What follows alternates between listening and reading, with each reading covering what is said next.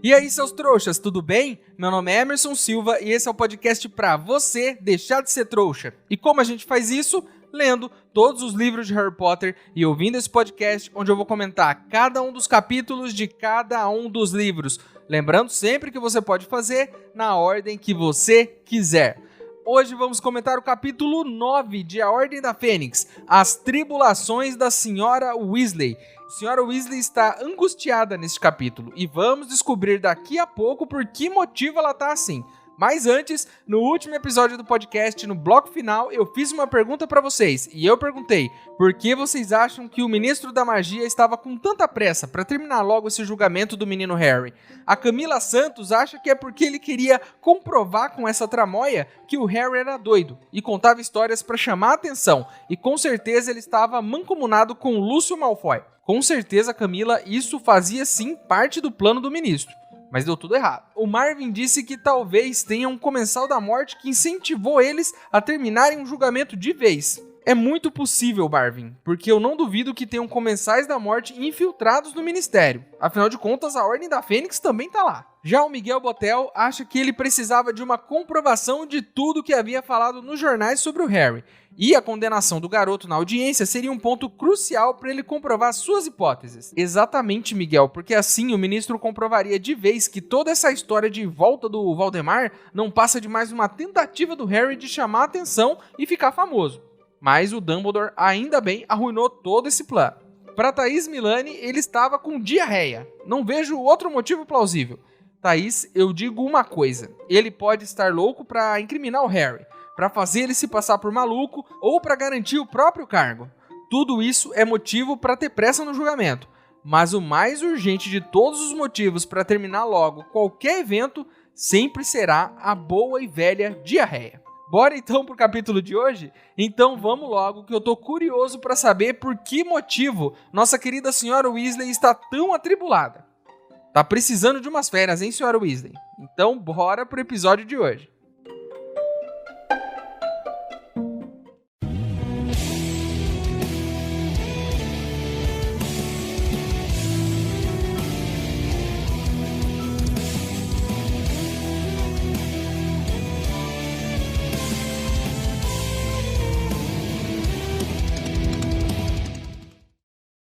Este episódio é patrocinado pelo nosso novo apoiador, Iago Teixeira Sampaio Dias. Muito obrigado pelo seu apoio, Iago. Seu gesto me enche de alegria e me motiva a continuar por aqui com força total. Sua ajuda vai direto para o meu cofrinho para podermos melhorar os equipamentos aqui da gravação do podcast. Muito obrigado mesmo, esse episódio é para você.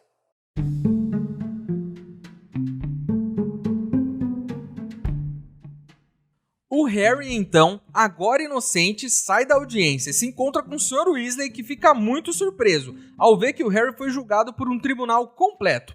O Dumbledore nos levantou essa questão e realmente é muito estranho, mas a vontade do ministro em condenar o Harry era tão grande que ele teve que convocar um tribunal inteiro para isso. E mesmo assim ele fracassou, mostrando que ele é um bosta como nós já havíamos imaginado no passado.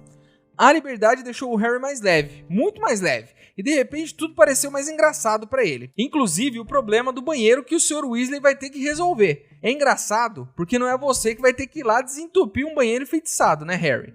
Se você tivesse que ir lá, correndo o risco de levar um jato marrom na cara, não acharia graça nenhuma.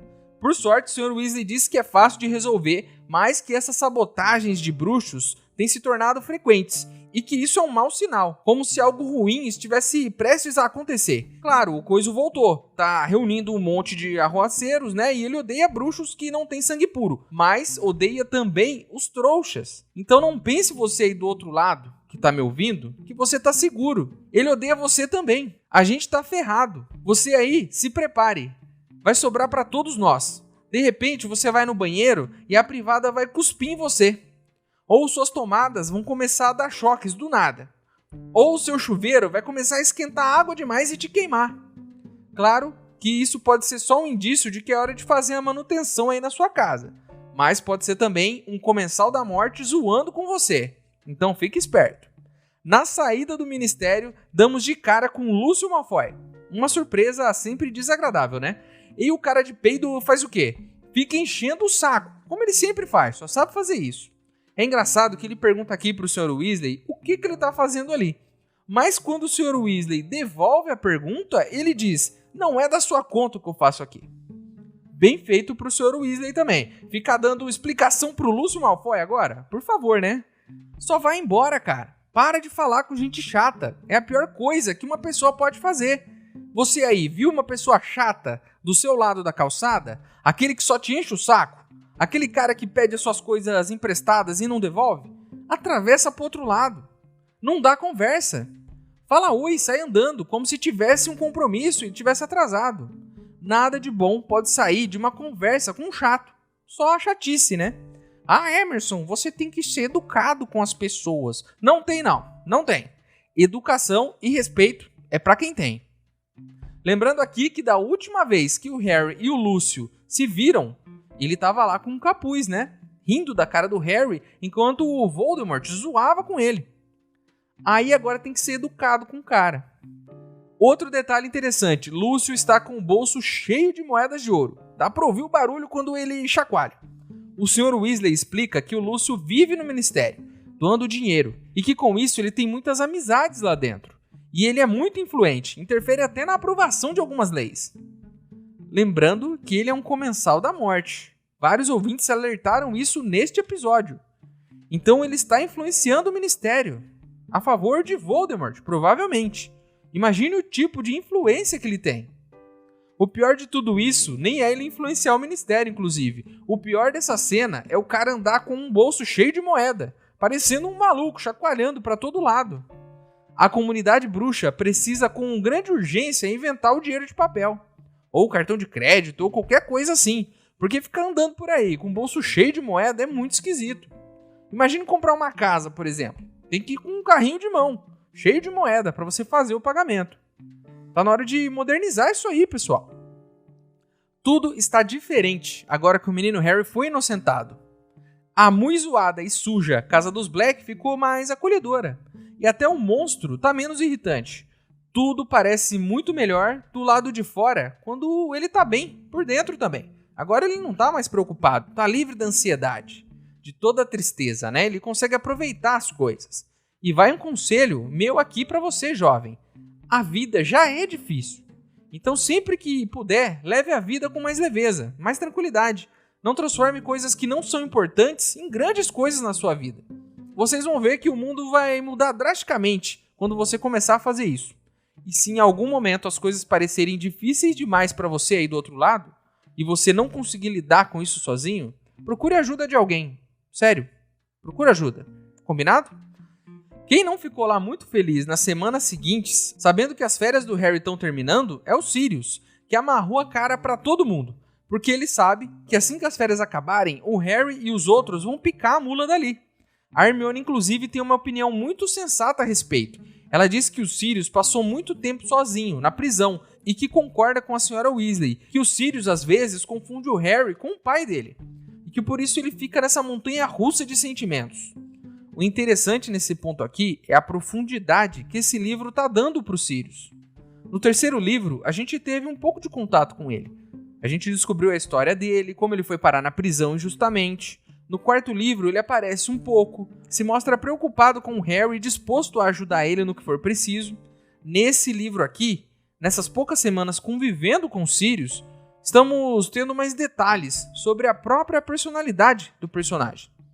E não fiquem chateados comigo, mas o Sirius me parece aqui um cara confuso mesmo. A Hermione tá certa, na minha opinião. Ele é um cara um pouco amargurado, ele não sabe muito bem lidar com as pessoas, ele não sabe lidar com regras. Ele confunde sim o papel de padrinho com o papel de amigo do Harry. Isso é normal. Imaginem aí, meus amigos, o impacto psicológico de ficar 12 anos na prisão por um crime que você não cometeu. Olha como mais uma vez o livro traz um personagem que é coerente com a sua própria história. Seria estranho se ele fosse super maduro, porque isso é impossível para uma pessoa que ficou em isolamento, sendo torturado física e psicologicamente por tantos anos.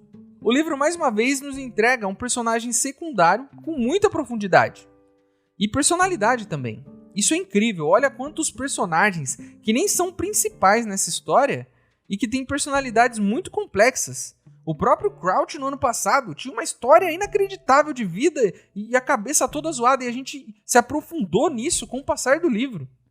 Outra coisa interessante aqui é que enquanto eles fazem a limpeza, a Hermione volta a falar da FALE, que eu achei que tinha acabado já.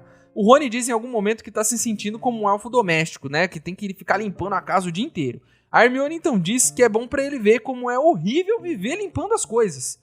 E que ela tá até pensando em organizar um evento da FALE, onde os alunos limpariam a sala comunal para conscientizar sobre o terror das tarefas domésticas. Vejam só, como fazer tarefas domésticas é horrível para todos, e a Hermione concorda com isso. Você está certa, Hermione. É horrível limpar a casa, passar roupa, lavar roupa, é tudo horrível. A gente fica estilo Filch, né, fazendo tudo sem magia. Mas lembre-se você aí, meu querido trouxa, que enquanto você faz todas essas tarefas chatas, pode ouvir esse podcast aqui, lavando a louça, passando a roupa, limpando a casa. Eu tenho certeza que vai ser bem menos chato com a companhia desse apresentador aqui. Uma pena que os elfos e o Filch não tenham acesso a este programa. Na verdade, eles até têm, né? Basta ter um celular com internet aí.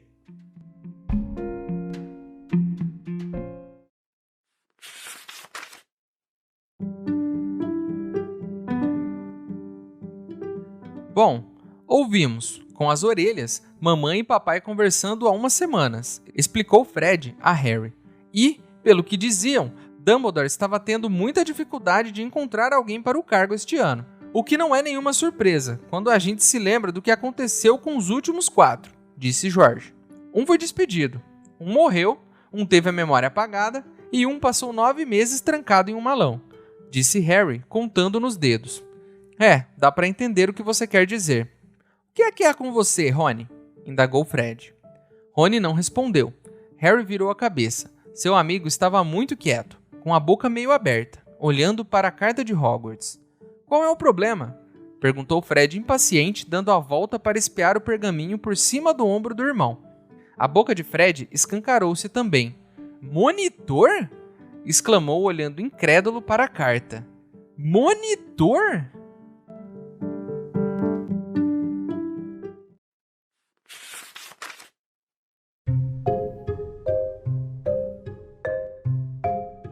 O Harry, assim como todos nós aqui, tá sonhando em ir para Hogwarts, né? Com o dia que ele vai poder andar pela escola, voltar para a sala comunal, visitar o amigo Hagrid, ir para as aulas. Até disso ele tá com saudade.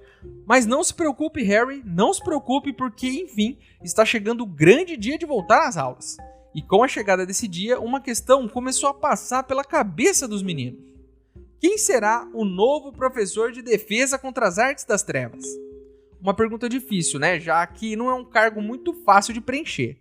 Eu até consigo imaginar o Dumbledore fazendo entrevistas com vários candidatos e explicando para eles tudo o que aconteceu nos anos anteriores com os outros professores. Inclusive tá aí uma questão, né?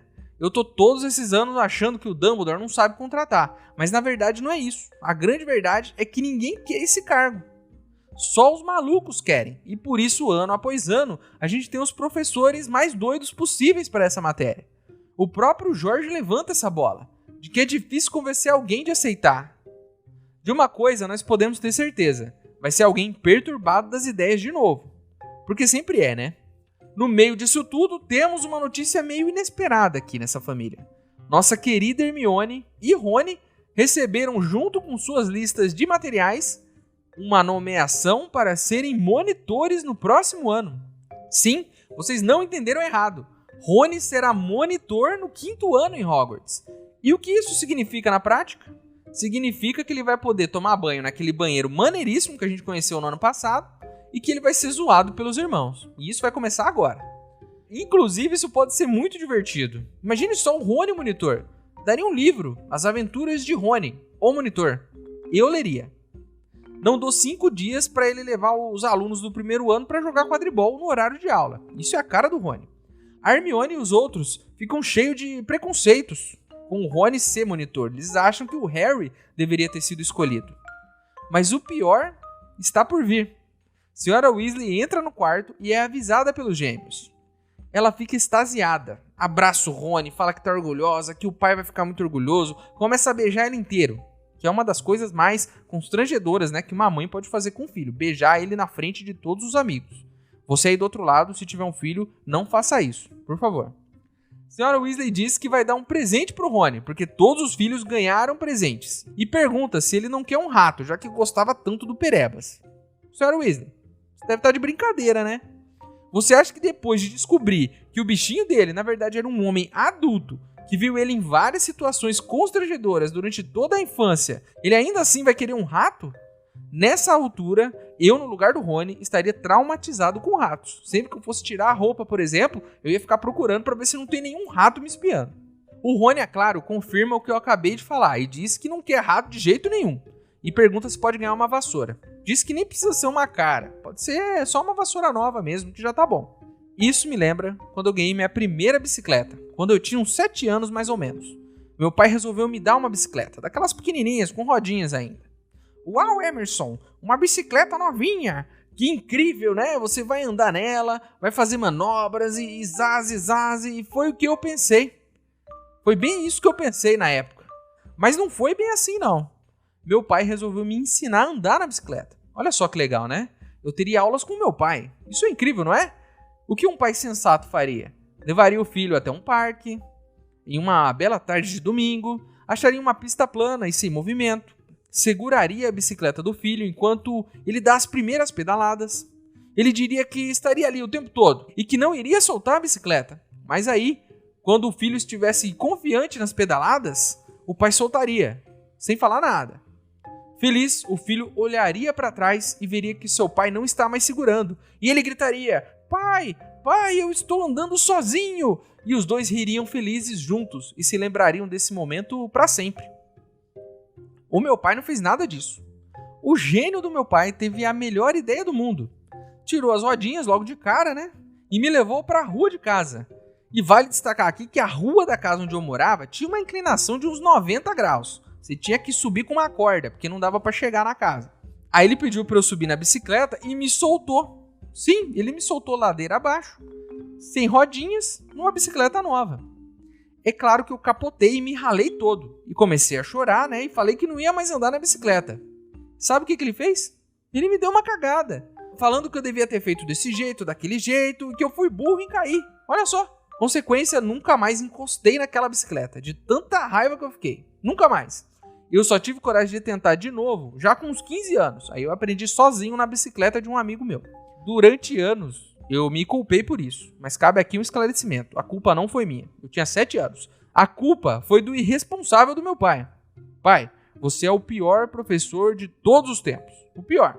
No meio disso tudo, Harry entra em um conflito de sentimentos, sentindo que ele deveria ter sido escolhido para ser o monitor.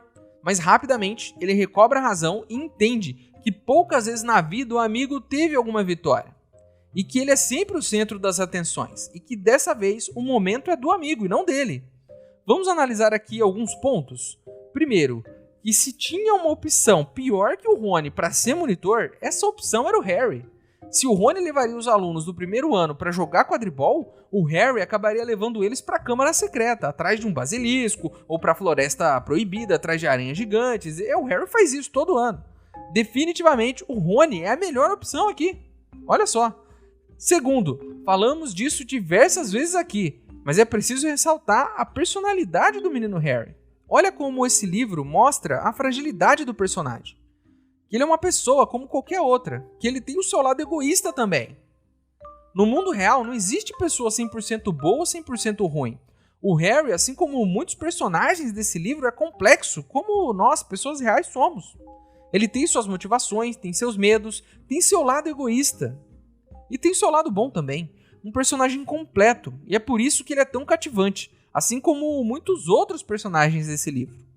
Outro ponto nisso, né, ele foi mais maduro que o Rony. Lembram quando o Harry foi escolhido lá no Cálice de Fogo para participar do Tribruxo?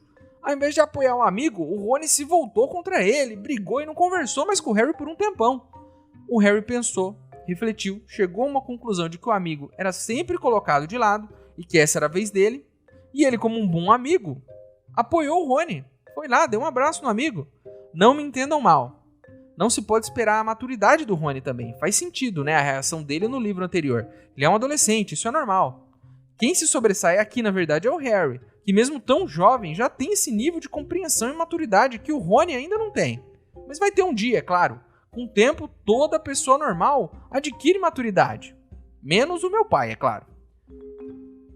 Naquela noite, rolou um jantar de comemoração pelos monitores novos, né? Hermione e Rony. Todo mundo da Ordem da Fênix estava lá. Dentre os vários acontecimentos sem muita importância desse jantar, o capítulo vai criando um desfecho muito tenso, né? Vale ressaltar aqui que tem um bicho-papão na casa dos Sirius. E a senhora Weasley, depois de jantar, diz que vai resolver a coisa. A situação chave aqui começa a ser construída quando no meio do jantar o Moody chama o Harry de lado e mostra para ele uma foto da primeira Ordem da Fênix. E uma informação interessante aqui, bem legal, é que ele vai pedindo para as pessoas da foto se afastarem, para as pessoas de trás aparecerem. Né? Isso é bem interessante, inclusive, né? Seria ótimo para aquelas fotos antigas de família, onde sempre tem um primo seu que acaba ficando escondido no fundo. Às vezes você é o primo, né? A foto tá cheia de gente. Os pais do Neville, que foram torturados até ficarem loucos. Uma mulher que foi assassinada pouco tempo depois de tirar a foto. Um cara que foi feito em pedacinhos. Outro que desapareceu. O Moody vai contando tudo isso, né? Também tem vários bruxos que o Harry conhece. Sirius, Lupin, os pais do Harry, o Hagrid, o Dumbledore, Olho Tonto, tá ali, tá até mais novo. Todos muito mais jovens e menos acabados do que no dia de hoje, né? Porque a preocupação acaba com a pessoa. O que mexe com o Harry mesmo é ver o Rabicho ali, do lado dos pais dele, sorrindo. E ele tem um sentimento esquisito ao ver isso, ao ver os seus pais do lado do homem que entregou eles pro Voldemort. Sim, Harry, qualquer um ficaria, né, com um sentimento ruim ao ver isso. Então o Harry, meio sem jeito, decide ir pro quarto. E no caminho pro quarto, ele vê o Rony no chão, morto. Aí a senhora Weasley, do outro lado do corredor, fala ridículos. Aí a gente percebe que não é o Rony, né? Fica um pouco mais tranquilo e de que é um bicho-papão que ela foi enfrentar. O bicho-papão ele vai se transformando em todas as pessoas da família da senhora Weasley. Até no Percy, vejam só, né? Até no Harry se transforma. O Lupin e o Sirius aparecem para ajudar, mas aí a senhora Weasley já tá desestabilizada, coitada. Ela começa a chorar muito. E aí a gente entende a situação. Não é festa isso tudo, não é diversão. Eles não estão ali naquela casa para brincar. O livro escala isso muito rápido, mas ele constrói a cena, ele monta as peças. Primeiro, o Harry tem um sentimento estranho ao ver tantos membros da antiga Ordem da Fênix que já morreram, inclusive os pais. Nesse momento, ele olha para o passado e entende o peso que toda aquela situação teve um dia. E que várias daquelas pessoas já morreram. Quando ele sobe as escadas e vê a senhora Weasley, ele tem um vislumbre o quê? Do futuro. De que eles, que estão ali hoje, assim como a antiga ordem, estão nas mãos de um destino muito cruel, que pode ser igual daquelas pessoas. O livro não constrói isso com um diálogo. Não tem um personagem que chega e fala: nossa, já morreu muita gente, vai morrer mais. Não é uma pessoa falando, não é um diálogo expositivo. Não, ele constrói, ele te mostra a cena. Ele monta na sua cabeça a situação. Ele coloca você na pele do Harry e você sente a angústia do passado, de perder os pais de tal assassino ali no meio deles, e quando você vê o futuro, você entende que aquilo vai acontecer de novo. É desesperador. Depois de te dar essa informação, né, o livro te deixa desolado, junto com a senhora Weasley e suas tribulações. Né? E o leitor aqui fica tenso junto com ela, porque ela diz que sonha com isso frequentemente, que os filhos estão morrendo e que vai ser um milagre se ninguém dali morrer nessa situação toda. O capítulo até termina com o Harry pensando ali de que ele foi bobo, né, de ficar com ciúmes do amigo que foi nomeado monitor, porque isso não importa nada, a vida deles é importante, e naquele momento ninguém tá seguro de verdade. Eles não estão ali brincando, cara, é um negócio tenso, sabe, a gente esquece isso às vezes, de que o mundo bruxo agora é um lugar muito perigoso, e eles vão lutar contra esse perigo. Quando eu comecei a ler esse capítulo, eu não achei que ele fosse nos levar para um lado tão dramático da história. Mas olha como ele construiu isso, como ele montou essas pecinhas, como ele mais uma vez acendeu essa luzinha de alerta na nossa cabeça. Ele mostrou pra gente que esse livro, em algum momento, vai dar um soco no estômago da gente quando a gente menos esperar. E eu já tô tenso, desde já.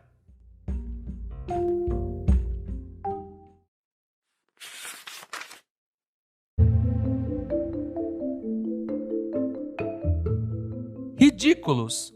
O corpo de Harry desapareceu. Um globo de prata pairou no ar sobre o local em que estivera o cadáver. Lupin sacudiu a varinha mais uma vez, e o globo desapareceu em uma baforada de fumaça. Engoliu a Sra. Weasley em seco, e tornou a se desmanchar numa torrente de lágrimas, com o rosto entre as mãos. Molly, disse Lupin desolado, aproximando-se dela. Molly, não! No segundo seguinte, ela soluçava de se acabar no ombro de Lupin. Molly, foi apenas um bicho-papão, disse ele consolando-a, dando-lhe palmadinhas na cabeça. Apenas um bicho-papão idiota. Eu os vejo mortos o tempo todo, gemeu a Sra. Weasley no ombro do bruxo. Todo o tempo. Tenho sonhos. Não diga ao Arthur, pedia a Sra. Weasley, agora engolindo o choro e enxugando nervosamente os olhos com os punhos. Não quero que ele saiba. Fui boba. Lupin lhe deu um lenço, e ela assoou o nariz.